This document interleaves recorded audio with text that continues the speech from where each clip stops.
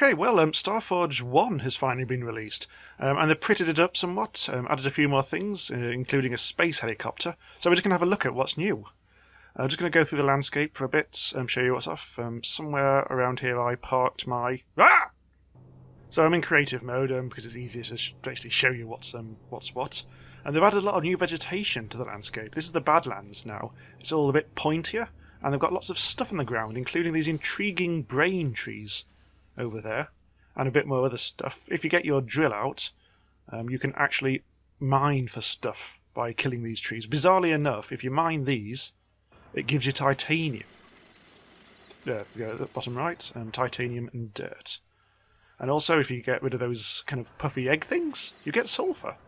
So it's giving you a bit more options on how to actually mine your resources instead of just digging away at great big seams. This is the hovercraft I'm in, the speedy version of the hovercraft, and there are a few other ones. There's a basic one where you can fit 2 players in, and there's like a standard middling one. There's also a few types of buggies, which are a little faffier to use because they're entirely ground-based and they keep on getting stuck on things, so stick to the hovercraft.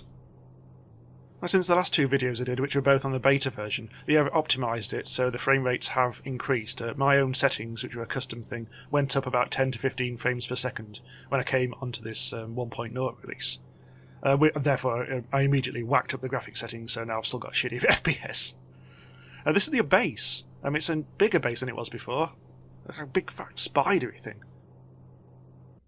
Yeah, I've just popped into a different game now.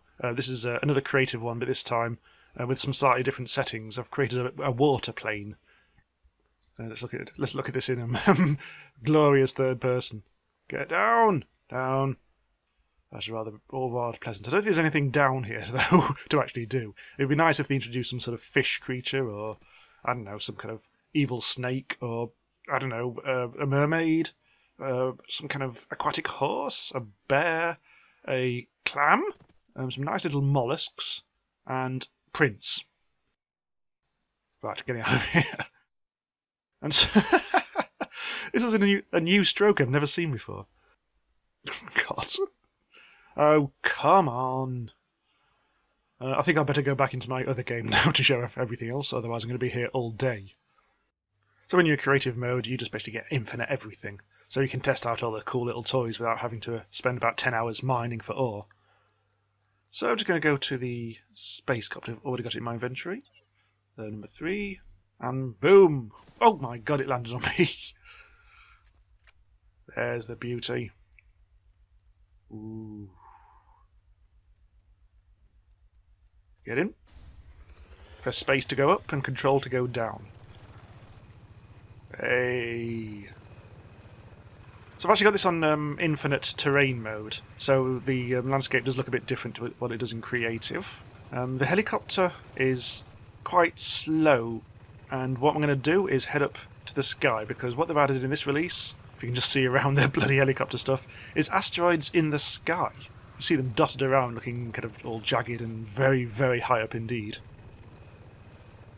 If you're going to build a helicopter in the creative mode, you're going to have to assemble an absolute mountain of different kinds of ores and things. You'll need to find garrison ore and lots of oil. You need to find titanium and lots of different powders, which are actually ground down from even more different kinds of ores. And to get powders, you need to get a power supply. And to get a power supply, you'll need to find blueprints from the crashed ship. If you want to see how to raid a crashed ship, have a look at my second video, Alpha Soup StarForge Part 2. So they've added a few other things. They've added a new creature that appears in the desert called the sand sloth. In creative mode you can actually make them appear. You can spawn them quite easily, like that. It's now raining raining space sloths. Hey, the lads. Right, here we go. Coming up on the asteroid. Mind the sun. They look quite small from the outside, but they're actually surprisingly large and very weirdly shaped, and they contain lots and lots of ore for you to drill. Seems like different asteroids have different ores in them as well. This one seems to be based around purple, which I think might be dark matter shale. Whoa! Right. Carefully does it. Carefully, does it? The distances are deceptive on this thing. Right. Oh, no, there we go. I am now indeed on the... Oh, it's very slopey! Oh! Oh, helicopter? Can you just kind of stop there, please? No! No. Stay. Stay on the asteroid. There we go, drilling this with my incredibly expensive monolithium drill. And it is indeed dark matter shale. What you've got to watch out for on asteroids is sand sloths! Way! Actually, that's not true at all. They're not naturally up here. But that's, yeah, the sand sloths are new. Oh! Oh!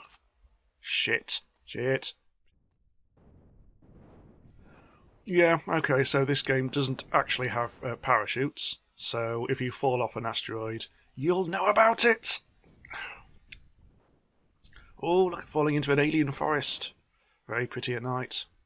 I don't think my guy's going to pretty much survive the next 10 seconds. Oh, bloody hell. Oh, I felt that. Right, so back at base at night now. It's a very spectacular sky up there. Oh, hello. Back in my little trusty hovercraft. The vegetation has, if you can actually see the damn stuff, vegetation does seem to have been improved quite a lot. The forests feel more foresty, the landscape feels more pointy, and I don't know what's going on now. Oh, no, that's some more.